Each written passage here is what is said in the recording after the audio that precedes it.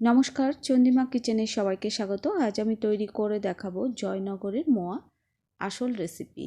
আর জয়নগরের mower আসল recipe সব জায়গাতে পাওয়া যায় না। এই মোয়াটা আমাদের পরিচিত একজনকে খাইয়েছিলাম। মোয়া খেয়ে তার কাছে এতটাই ভালো লেগেছে, সে বলেছিল যদি মেলাতে জয়নগরের মোয়া ওঠে আর আপনি যদি দোকান দেন তাহলে জয়নগরের মোয়া ফেলে সবাই আপনার দোকানের মোয়াটা কিনেই খাবে, এতটাই টেস্টি হয়েছে। এই কথা শোনার পর আমার সব পাওয়া হয়ে গেছে, আর কিছুই বলার নেই। খই পাক দেওয়ার জন্য এখানে আমি 200 গ্রাম নলেন গুড় নিয়েছি। আর নলেন গুড়টা কিন্তু একদম খাঁটি ভালো নলেন গুড় হতে হবে। আর নলেন গুড়টা আস্তে আস্তে জাল দিয়ে একটু ঘন করে নিতে হবে।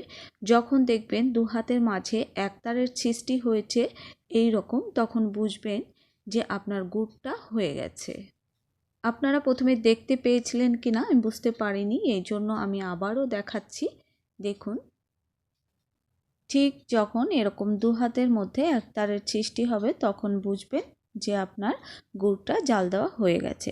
এবার অন্য একটা পাত্রে 1 চামচ ঘি দিয়ে দিচ্ছি, তারপরে আমি জাল দেওয়া গুড়টা ঢেলে দিচ্ছি। এবার আমি সামান্য জল ছিটিয়ে দিচ্ছি যাতে গুড়টা জমাট বেঁধে না যায়। এবার আমি পাতলা শিরা তৈরি করব, এজন্য এখানে 75 গ্রাম জল নিচ্ছি আর 150 গ্রাম নলেন গুড় নিচ্ছি। এখানে যতটুকু গুড় নেবেন তার অর্ধেক জল নিতে হবে। এদিকে গুড়টা ঠান্ডা হয়ে গেছে, আমি খইটা ভালো করে পাক দিয়ে নেব। এবার আমি অল্প অল্প করে খই গুড়ের মধ্যে দিয়ে দিচ্ছি, আর অল্প অল্প করেই মিশাবেন, কারণ দোকানে যেভাবে করেছে আমি ঠিক আপনাদের সেইভাবেই করে দেখাচ্ছি।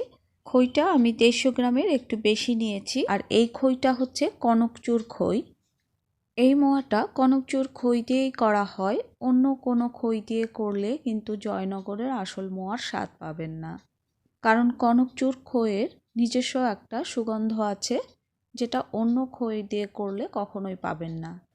তবে এই খইটা সব জায়গায় পাওয়া যায় না, আপনারা চাইলে অন্য খই ব্যবহার করতে পারেন, সেটাও খেতে ভালো লাগবে, কিন্তু জয়নগরের আসল মোয়ার স্বাদ পাবেন না। খইয়ের পরিমাণ আমি 150 গ্রামের সামান্য বেশি নিয়েছি। আর যখন খইয়ের মধ্যে পাক দেবেন তখন কিন্তু গুড়টা ঠান্ডা করে নিয়ে পাক দেবেন। আমি যে পাত্রে খইটা নিয়েছি পাত্রটা একটু ছোট হয়ে গেছে, আমি অন্য একটা বড় পাত্রে এই খইটা ঢেলে নিচ্ছি।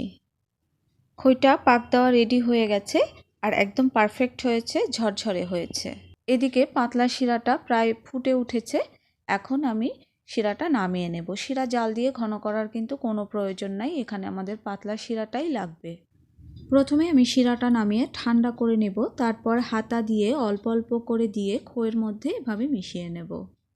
আমার রেসিপিটা আপনাদের ভালো লাগলে অবশ্যই লাইক, কমেন্ট, ফ্রেন্ডস অ্যান্ড ফ্যামিলির সাথে শেয়ার করবেন।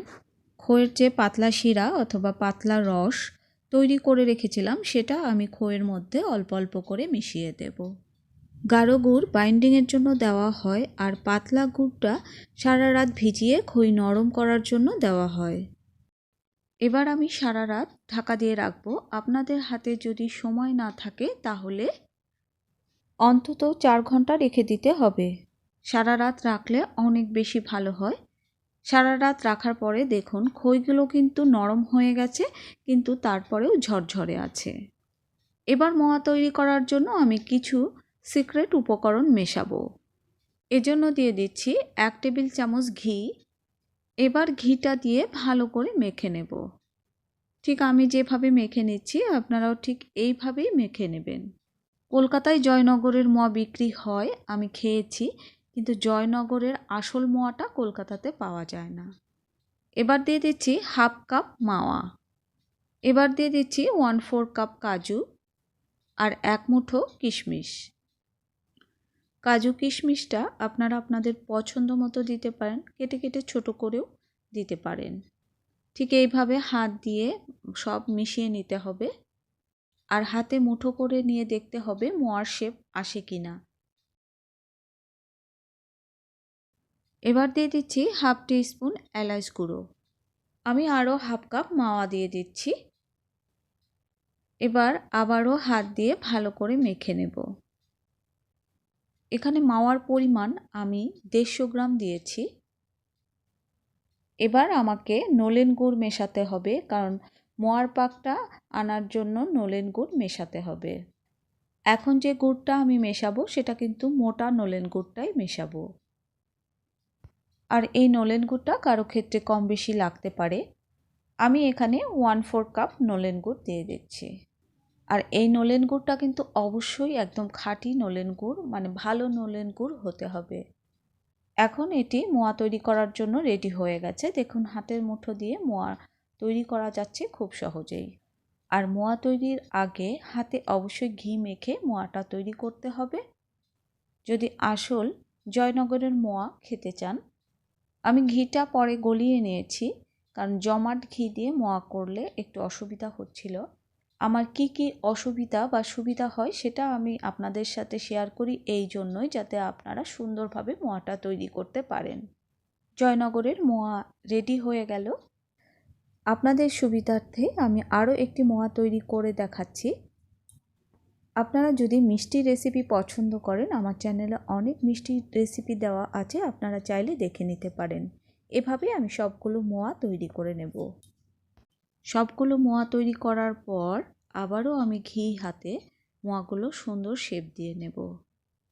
এবার জয়নগরের মোয়ার রূপ দেওয়ার জন্য মোয়ার উপরে আমি কিছু ডেকোরেশন করব। এবার মোয়ার ওপরে আমি মাওয়া ছড়িয়ে দেব। বেশ খানিকটা করে মাওয়া ছড়িয়ে দিতে হবে। আর এই মাওয়ার রেসিপিটা আমার নিজের বানানো, আমি সেটা পরবর্তীতে রেসিপিটা দিয়ে দেব। এবার সামান্য এলাচ গুঁড়ো আমি সবগুলো মোয়ার উপর দিয়ে দিচ্ছি। আপনারা চাইলে পেস্তা বাদাম কুচিও দিতে পারেন। এবার মোয়ার উপর একটা করে কিশমিশ কাজু আমি সাজিয়ে দিচ্ছি। সাজানো হলেই তৈরি হয়ে গেল জয়নগরের আসল মোয়ার রেসিপি।